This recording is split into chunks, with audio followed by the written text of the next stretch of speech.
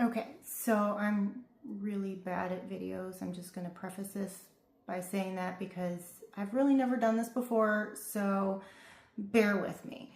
There was a reel that I saw on Instagram, and it really just, in my soul, I just couldn't not say anything about it. And of course I commented, and oh yeah, the backlash was pretty intense. So part of the problem that I had with that is this is kind of a concept that you can't really address it in a comment section. And I kind of made that comment as I did it, that, you know, this is not really something that you should be discussing in a comment section. But then of course everyone has to re-comment and give you hate and all that kind of stuff, because that's pretty typical, right?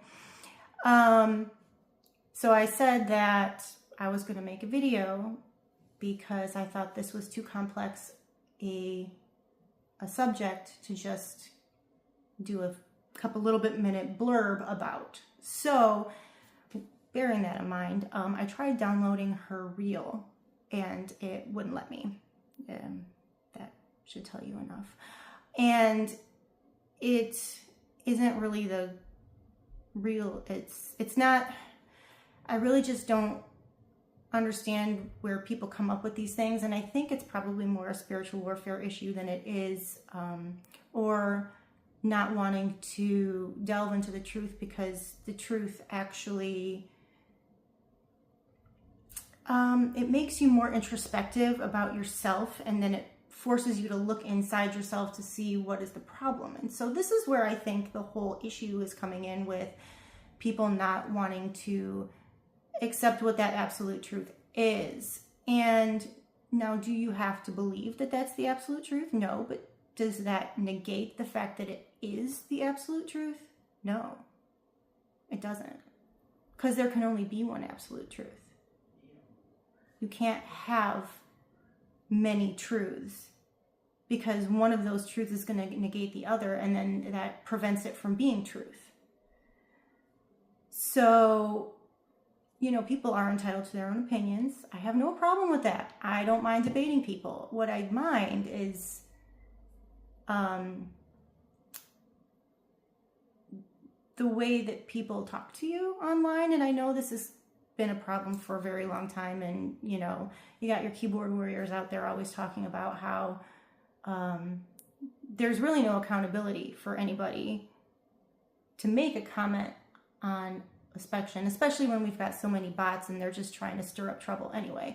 So I figured I would create this video and post it, because I really don't want to be a hypocrite and say that I shouldn't be commenting on something because it's too complex an issue, and then continue to do the thing that I'm telling other people not to do, which I don't like that either.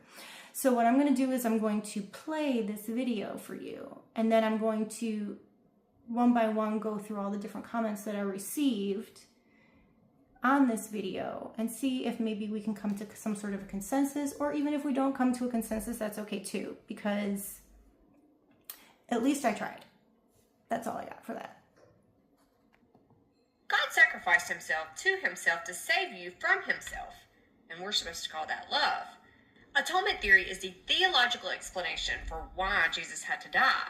It is the central pillar of Christianity. The whole story hinges on it. Here's the argument that Christianity makes. Adam and Eve sinned.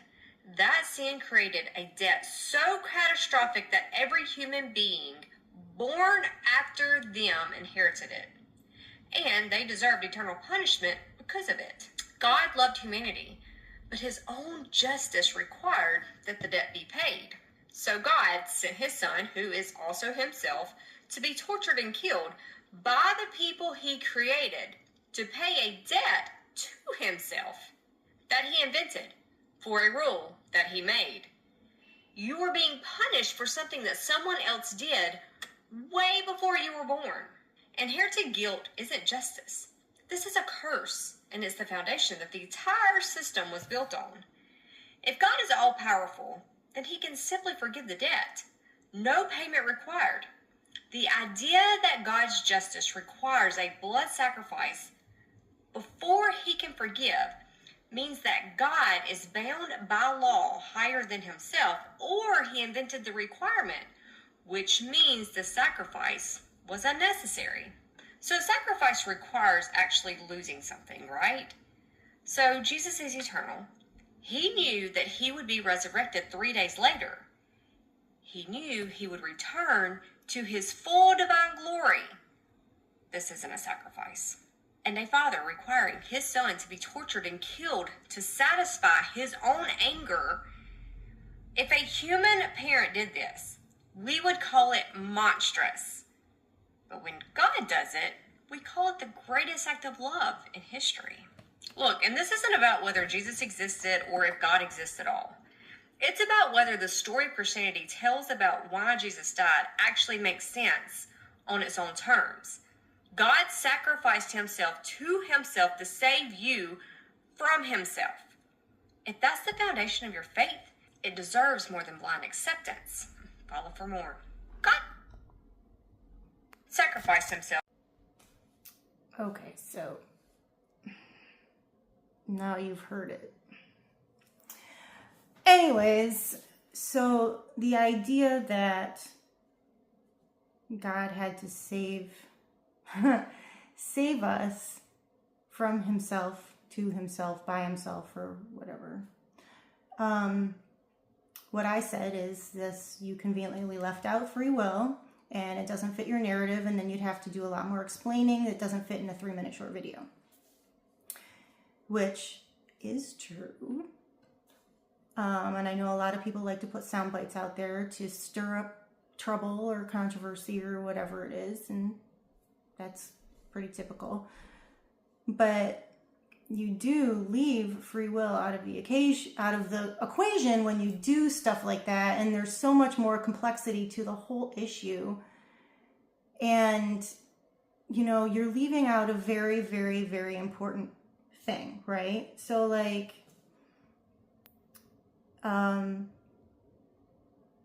if God made us to be robots, then how would he know that you loved him? So when you say like you don't have free will, okay, well, but if he just made someone that didn't have the ability to choose and they just loved him no matter what he did and didn't have any option to not love him, then how would he know that was actually love? You wouldn't, because there is no free will, right? And this one person, they said, I think she was cutting you a break. Adding free will to her argument doesn't weaken it. It just makes the scenario exponentially more ridiculous. And I said, free will is available to everyone. You're entitled to believe however you want. That doesn't make it accurate. And then, of course, someone had to say, said by someone who wrote a 4-line comment, of course, IG is not the place for a long-term debate. And I said, and yet here she is, posting a debate online that can't be conceptualized online. And this is ultimately why I chose to make this video, because I feel like it truly is something that you can't just conceptualize in a short IG video. But I want to start by really giving you the definition of free will as it shows on Google, so you can Google it yourself just in case you don't believe me. It says free will is the capacity of individuals to make independent choices, act as the ultimate source of their actions, and exercise control over their destinies. It is a foundational concept necessary for assigning moral responsibility, though it remains heavily debated across philosophy, neuroscience, psychology, and theology. So yes, this is already a hot debated topic, right? So it's not just something that you can quip, I guess. So that is also where I'm coming from. So I also looked up a couple of things. It says there are a couple of different theories on free will. So there's the libertarianism, the belief that that determinism is false and that our choices are not entirely governed by prior physical causes, meaning we genuinely have the power to choose alternative actions. Then there's determinism, which is the opposing view that all events, including human actions, are actually inevitable and determined by previous states of the universe and the laws of physics. And then there's the compatibilism, which is the perspective that free will and determinism can coexist. The compatibilities argue that even if our desires are shaped by past events, we still exercise free will as long as our actions are directed by our own inner motivations rather than external coercion. Now, to say that we don't have free will is kind of complicated, but I do believe that, of course, you have a confined system, right? We are in a confined system, even as where we live. The system that we live within. You know, we have people that influence us. We have TV that influences us. Now it's social media that influences us. Belief systems and structures that influence us. Family that influences us. Your friends influence you. So yes, you do have free will, but there's all sorts of outside influences that also determine how you make your decisions and just where do you grow up, your geographical location, how much money do you have? These are all different things that they don't take away your free will, but they do affect the direction that maybe you will go in. So yes, do we have free will? Of course.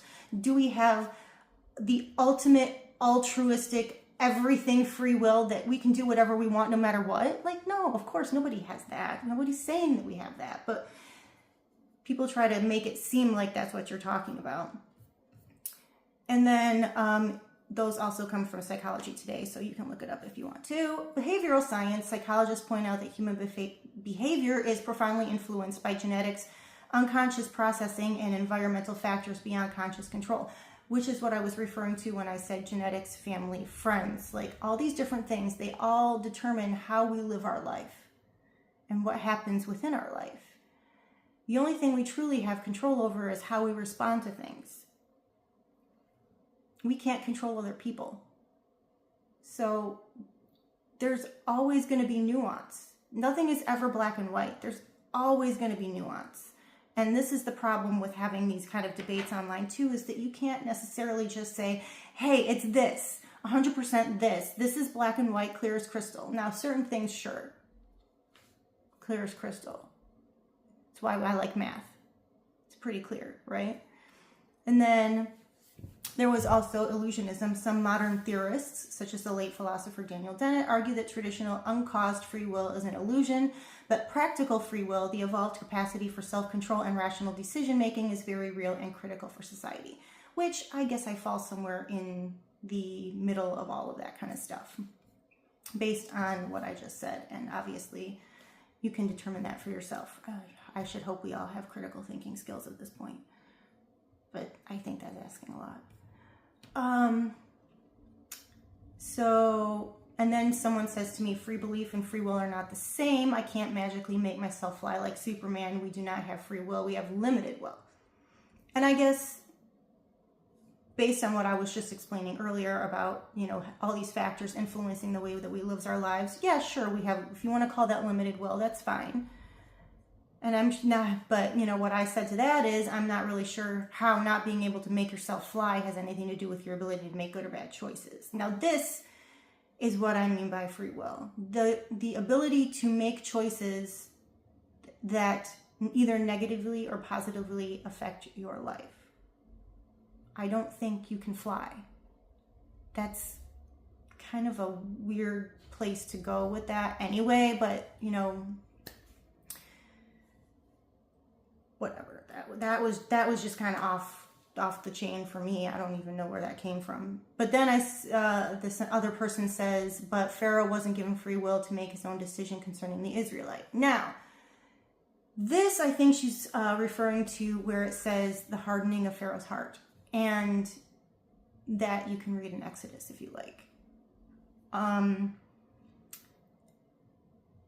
The hardening of Pharaoh's heart, it said God hardened Pharaoh's heart. And then, you have to understand that in biblical structure, there's several different ways that you can read the different books. Some of them are poetry, and some of them are historically accurate. Some of them are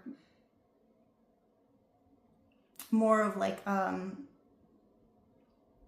just the way that they word things, especially because it's translated from either Hebrew and Greek, and then we have to translate it into English. And where this becomes a problem is you have a word, we'll just take love, for example, right? Because this is the one that pops up into my head. There are 5 different words for love in Greek, but there's only one in English. And a lot of times you don't get the qualification in front of the word love to tell you which kind of love they're referring to.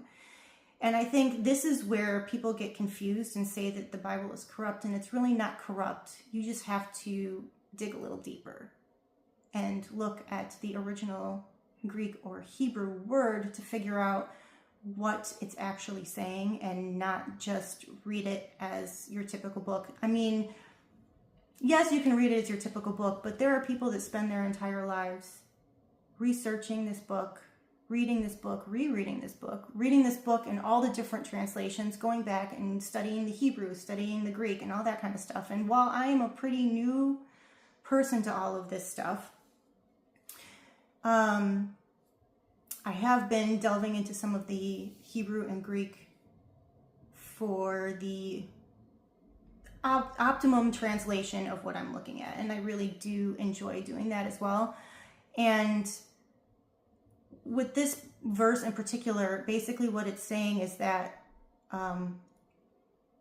Pharaoh is just getting angrier and pushing himself away from God. He's not actually, God isn't physically hardening his heart. And also, when you think about it, and I was actually just listening to this really cool podcast about it, and it was talking about how in Egyptian culture, when you die, your heart is weighed against a feather, like when you go see Osiris before you go to the underworld, which is also very strange.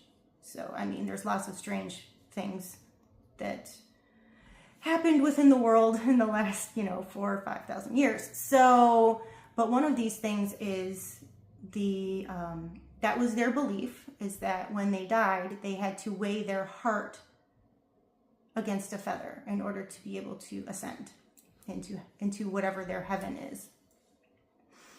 So when it says hardened his heart, that basically meant that, like, he didn't want to, it was because all these things were happening, it made him want to free the slaves less, free the Israelites less. That's what it's basically saying. It's like when you're a kid and you want to do something and your parents tell you no, but you want to do it anyway. Or if you want to do something and then someone tells you to do that thing and then you're like, oh, no, don't want to do that anymore. It's kind of like that. Although I know that's an oversimplification of what that is, but it's actually, that whole, reverse psychology thing that, people like to do. I think that's kind of where that comes into play. Then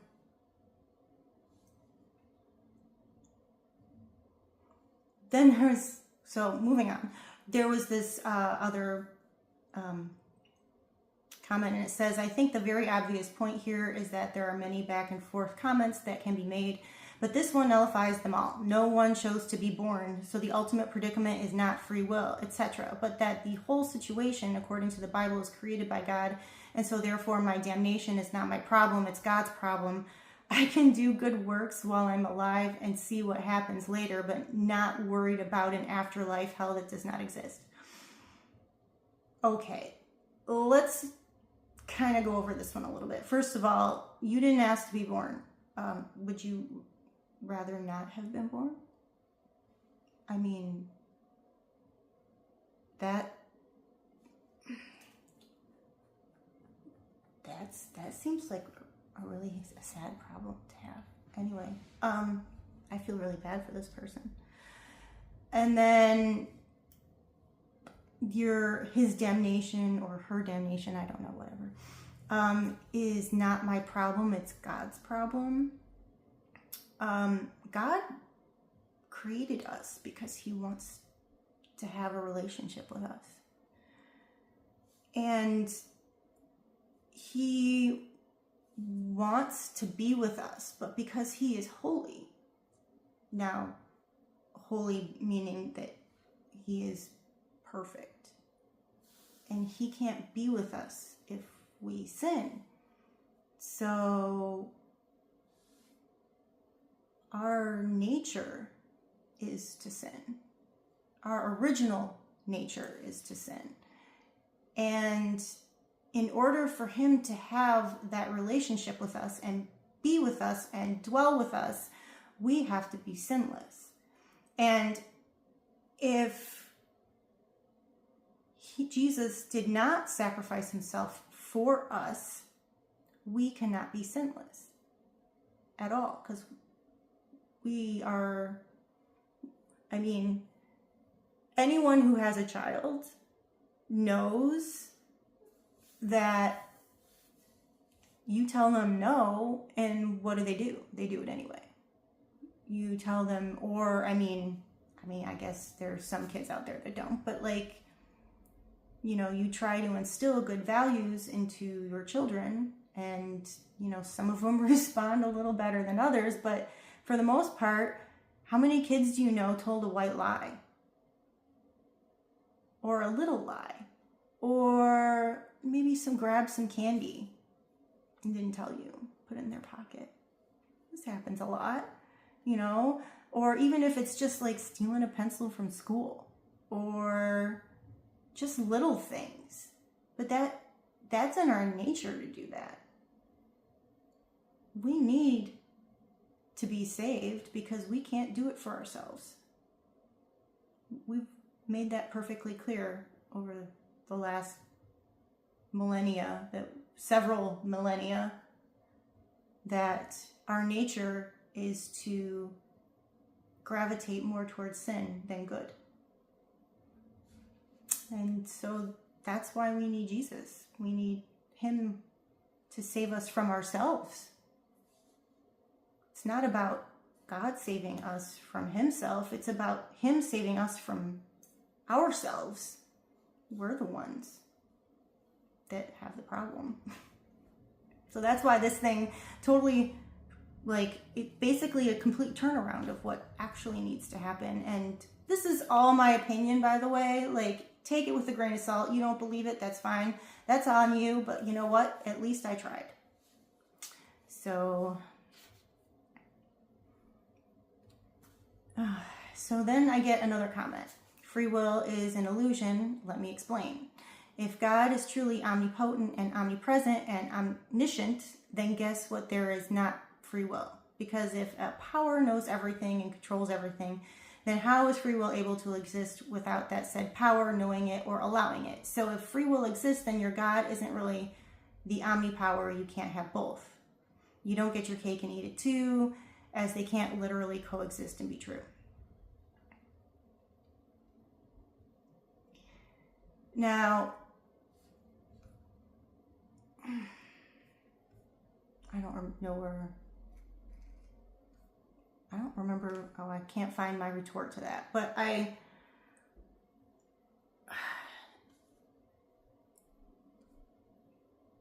so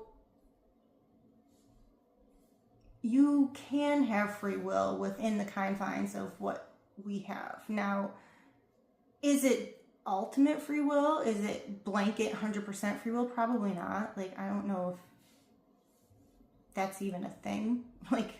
You're always going to have something, whether it be government, environment, how all of that stuff. So I'm not saying that there aren't external factors to your decisions, but you do have choice. And just because God is omnipresent, omniscient, all these things, he can see it, but he can see every single outcome of every single decision that you will ever make. He has a perfect plan for you, but we have to be the ones to choose to follow that. He doesn't force you to follow that. You have many different things that you have available to you. You can make those choices. You make the decision. It is your decision on how you live your life, whether you choose the good or the bad, whether you choose to whatever it is that you end up choosing.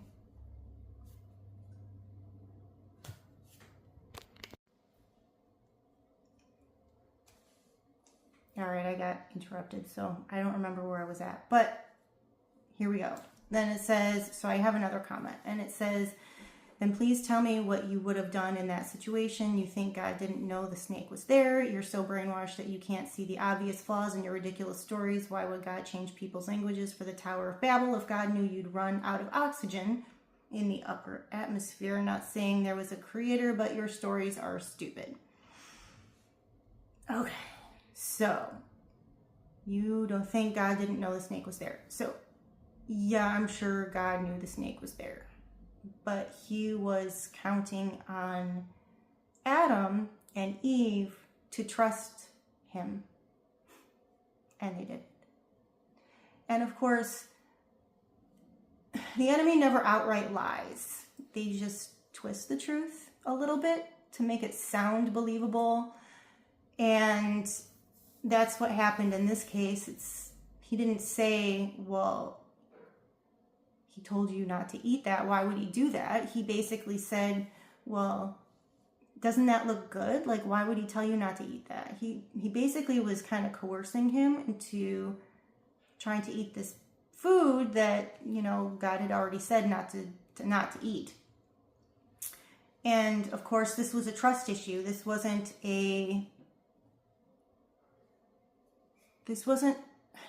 the enemy was using something that was already probably brewing. He always finds loopholes. You have to be so careful. You have to make sure that you read your word, because if you don't, and if you're not really 100% knowing of what's going on, before you jump to conclusions, go into your word, read it, check it, see what it says for yourself, instead of relying on other people to tell you what it says. You know, check with God, check with Holy Spirit. You know, I mean, if you're not a believer, then, you know, you might not be able to do that in the same capacity, because once you are a believer in Jesus and he saves you, you can ask God yourself and he will answer for you. But maybe not the way you think he will. And the fact that I'm brainwashed, well, yeah, I was actually agnostic for 30 years before I was saved. So I actually know what it feels like to believe the way you do. And it took me a long time to come to the realization that I was brainwashed the other way, not the way I am now. But that's just me, and everyone has their own journey that they need to follow. And why would God change people's languages for the Tower of Babel if God knew you'd run out of oxygen in the upper atmosphere? First of all, there was a lot of things going on in Babel at the time that he decided to change the languages, because he didn't want them to build that tower. The tower was a demonstration of rebellion against him. It wasn't about them getting higher into the air. The whole entire view of the people back then is where, and you can see this in all of the mythologies, right? All of the ancient mythologies, gods were on the top of a mountain.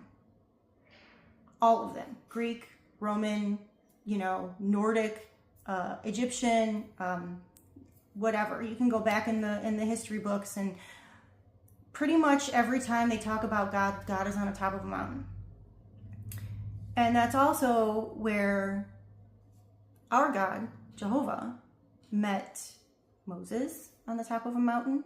And he met, when Jesus met Elijah and Moses, that was at the top of a mountain. And there's actually several instances where God comes down to the top of a mountain to speak with the Israelites. So this isn't a new thing. And what they were doing is they were trying to elevate themselves so that they could be gods. And that was the problem. So it had nothing to do with a lack of oxygen in the upper atmosphere. That's really an odd place to go with that. But, you know, hey, I don't know. I don't know what this person's thinking. So,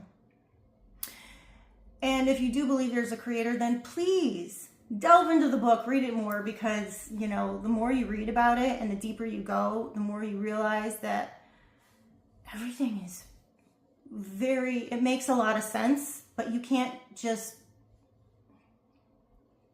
you have to want to read it to make sense. You can't, because there's actually, I don't remember what the term for it is, but there's actually a psychological thing where it says if you are looking for things, that's what you'll find. So like, you know, when I bought a Silverado, or leased one, whatever, all of a sudden I saw Silverados everywhere, right? Same thing if you buy a Ram, or if you buy, it doesn't matter what kind of car it is, all of a sudden you see it everywhere, right? Or if you like a specific color, you start seeing that everywhere.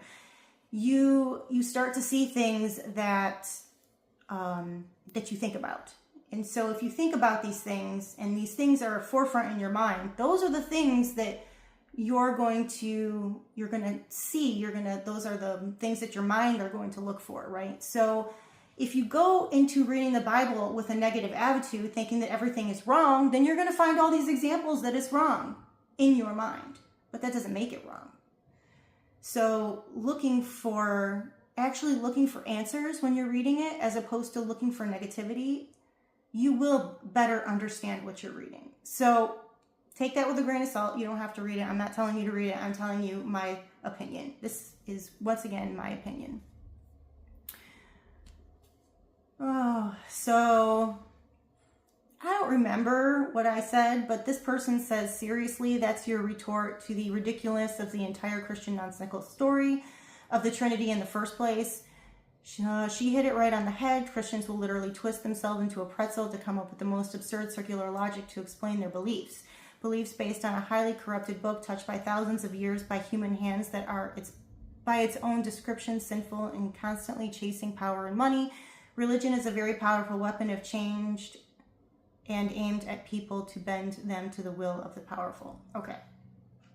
Well, let's break this down for a second, because this is really important, actually. Beliefs based on a highly corrupted book. We'll start there. It is not corrupted. Has it been rearranged? Potentially? Because I know the Catholic Church did a little bit of that, where they decided what books they might have taken out. So I know, like, there are a couple books that aren't in the current Bible that there's some back and forth as to whether or not they should technically be in there or not. I think, like, Enoch is one of them, Maccabees is one of them, Jubilees are another one. I don't remember what they're all called, but I think those are the main ones. Anyways, there are so many, and this is actually a topic that people research over years, over their entire lives. Like, there is this one really cool diagram, and if I find it, I will put it up here and show it to you on the top of the screen. So I'm hoping to find it, and then I can add it in here. But it basically shows the correlation between all the different books in the Bible and all of the things where it references each other all over the Bible, and it actually corroborates everything that it talks about.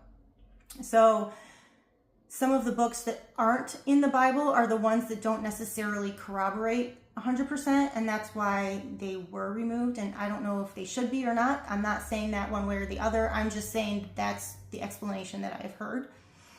And, you know, some of it makes sense, some of it doesn't. I still have to go and research that a little bit more, because that is not my area of expertise. So, back to this. There are 66 books in the Bible, depending on which Bible you read and whether or not you add the couple of books that were taken away.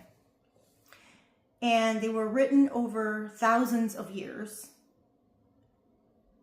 but they all corroborate one another. And honestly, like, only the grace of God can make that happen. There's really no other way to talk about it. And, you know, you can think whatever you want. That's fine. I'm not telling you how to think, and I probably said this 500 times already in this video, so I'm just gonna, whatever. You have to realize that, you know, there are several historical books that corroborate the Bible, and they're not just biblical books, they're history books written in, you know, Greek times, Roman times, Egyptian times even. You can even see, like, there's been hieroglyphs on the walls in pyramids where it corroborates the stories in the Bible. And, you know, we found the Dead Sea Scrolls, and the Dead Sea Scrolls, they actually, you know, took the current Bible and, you know, verified it against the Dead Sea Scrolls, and it was like the same. So you can't tell me that it's been corrupted. Now, have there been, like, there are a couple of verses that I noticed if you take certain translations, those verses are missing, and I choose not to read those translations because I try to get something as close to the original as possible. And that should be what everybody does. I don't, you know, it's, the enemy is always trying to mess with it. And it literally says in Revelation that whomever takes away or adds to this book is basically going to have to pay for that in the afterlife. So I will probably try and find you that verse and post it up here, or I'll post it in the comments when I'm done so that you can see all the things that I'm referencing throughout here. But there's a lot of evidence showing that this is not a corrupt book.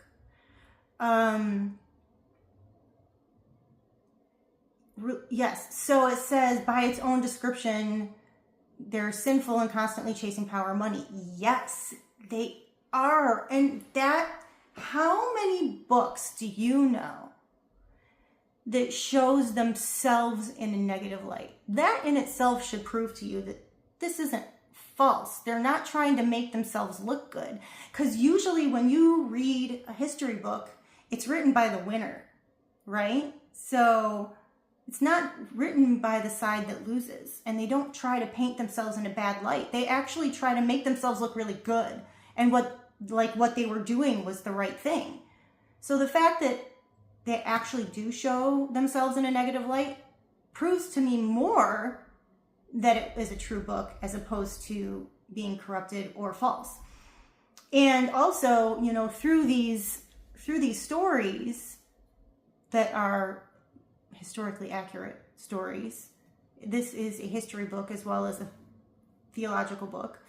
Through these stories, you learn what you're supposed to do and what you're not supposed to do.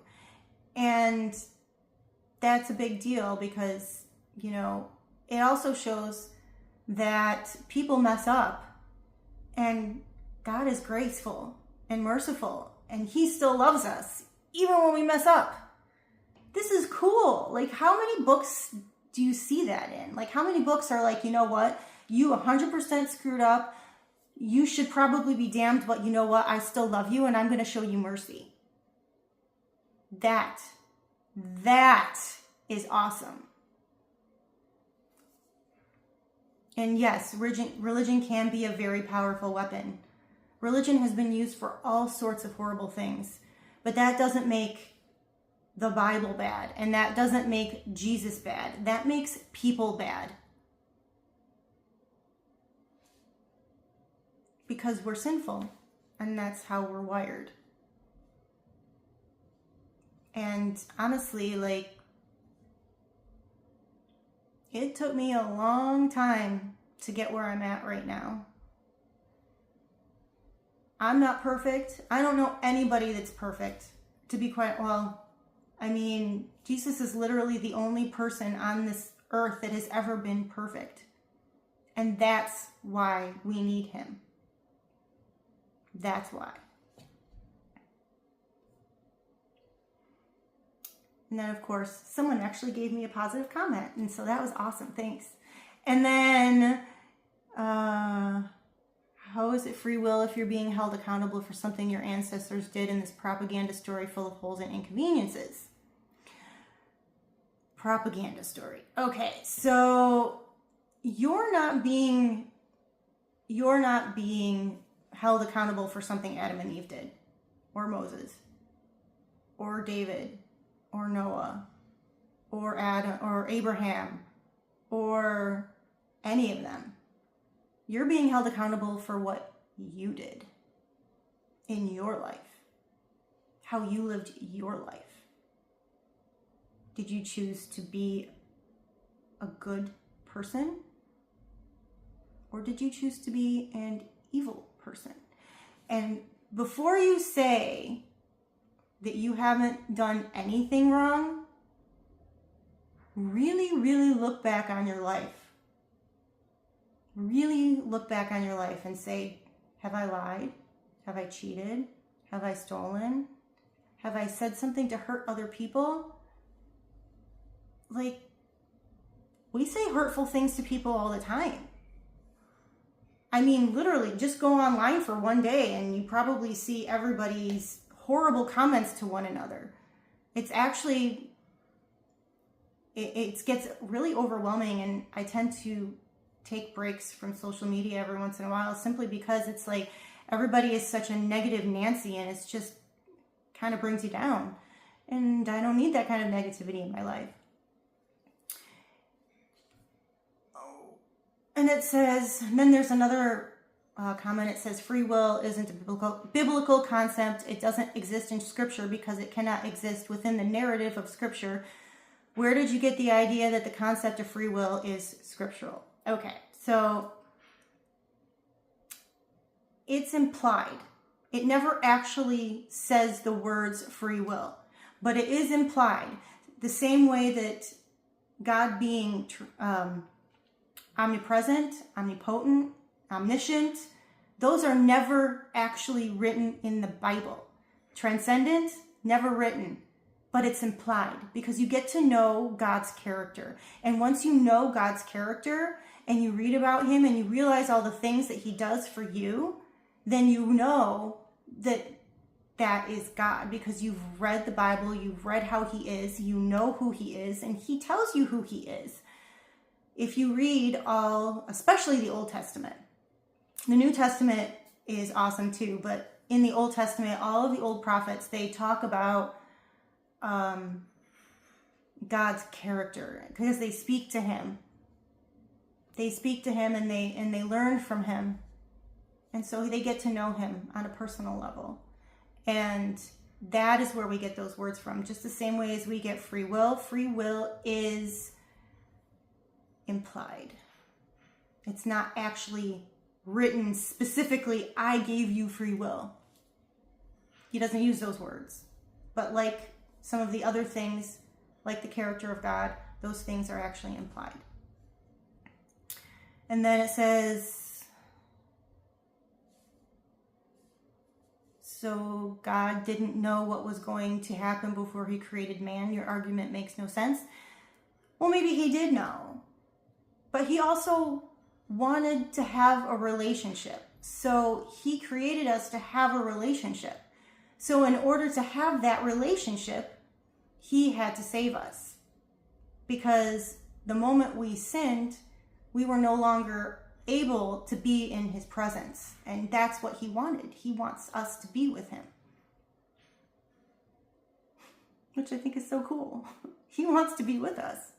God, the creator of the universe, the one that makes the waves, makes the sun come up, makes the sun go down. He knows everything you're doing. He takes care of you. He can see everything all the time, every day, everything that was, everything that is. He is holy and he wants to be with us. That is amazing.